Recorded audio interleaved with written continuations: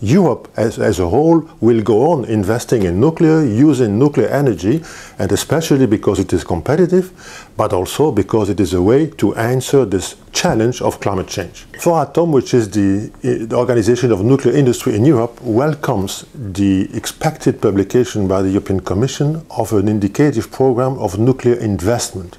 In fact, we are using the acronym PINC to refer to this document. It is a request by the European Treaty which entitles the European Commission on a regular basis to publish an indicative program with targets and programs of nuclear investment in Europe. So why do we need an updated indicative program of nuclear investment? Just because of the circumstances.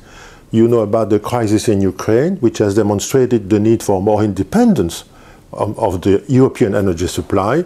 There was the financial crisis worldwide. So these are good reasons to produce a new document, and especially because worldwide there are currently 67 nuclear reactors under construction. It is the first time ever that so many reactors are built somewhere. We expect that the European Commission will include an indication of the size of nuclear power in the next decades.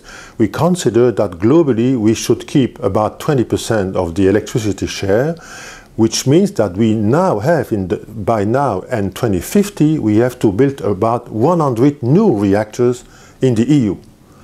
So we now expect from the EU, the Commission, that they will support this program. Why supporting it? Because it's a low carbon technology, so they have to consider it just on the same footing as the other low carbon technology, so no technical discrimination.